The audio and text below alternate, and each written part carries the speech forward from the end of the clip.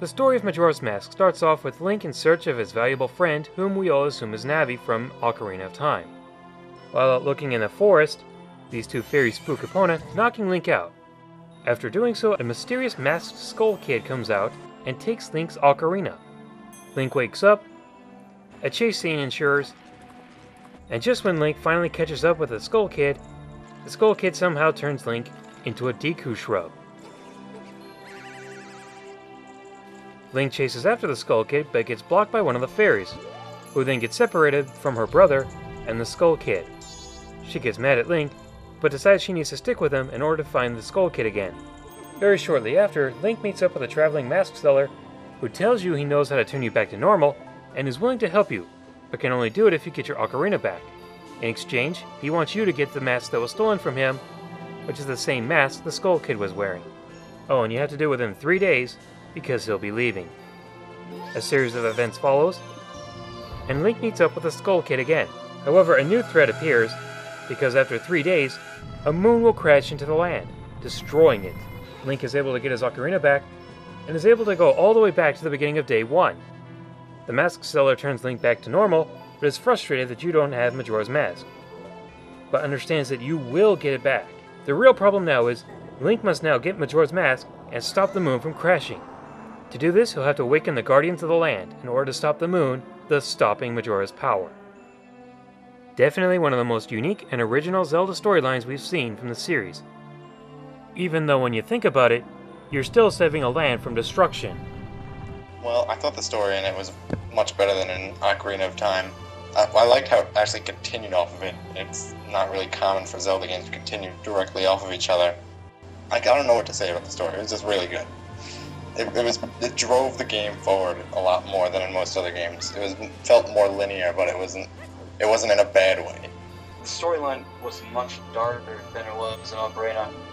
It's easily to notice that it's darker, especially with the visuals and the graphics of this game.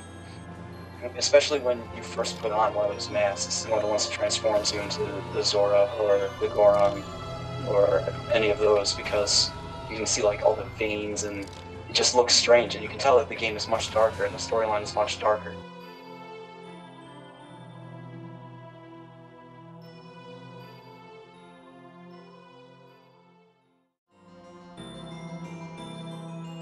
Well, Link's standard gameplay was pretty much exactly the same, apart from the fact that you were always a kid throughout the game. But the masks were like the major difference, because you didn't just like get a mask that would give you a new ability or something. You get the 3 special masks, like the Deku mask and the Goron mask and the Zora mask, where you could just change into something completely different. It changed up the gameplay a lot, like playing as a completely different character. And I really liked it. I thought it was a lot more. There's more variety to it than in Ocarina of Time. The gameplay was still, pretty much the same. Like you still had to spend most of the time as Link. You only really used the masks at times where it was necessary. You didn't always need to be. You couldn't always be a Goron. You couldn't always be a Zora. The overall concept is generally the same. It's your typical Zelda. You run around, you explore Termina Field, and then you go into a temple, one of the 4 temples in the world. In that sense, it's not so different from the typical gameplay that you always see in every Zelda.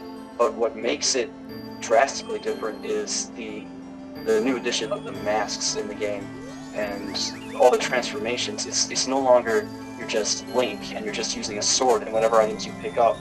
You now have all of these other characters like the Goron and the Zora.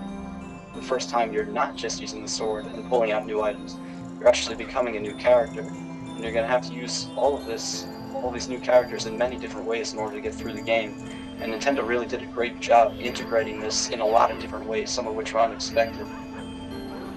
And that's what makes it different from other Zelda games. Oh, and of course the time limit. And the fact that you have to beat the entire game in a 3-day span based on what items you get. And you'll play the game for the 3-day span, and you'll get whatever item you can. Based on what the new items you have, you can now progress through the game faster and unlock the 4 key items in the game in order to achieve the goal. It's like adding a whole new dimension to the original 7-year time span of Ocarina. By now you must be sick about hearing about the masks. Well, I'm only going to bring this up real quick. In every Zelda game they have new items. Well, in Majora's Mask, there really isn't a new main item in the game. Everything's pretty much carried over from the Ocarina of Time. Most of them anyway. But the masks give you new abilities so that you don't really need a new item. One of them can make you go faster. One of them calls out hidden enemies. And one of them can even let you play a hidden minigame. And besides the 3-day time limit, the only other major change that's been done to Majora's Mask is that even though the game has only 4 dungeons, they actually put in 2 sub-bosses within the dungeon. One before the item, and one before the boss key. I don't know about you, but I haven't seen that in a Zelda game.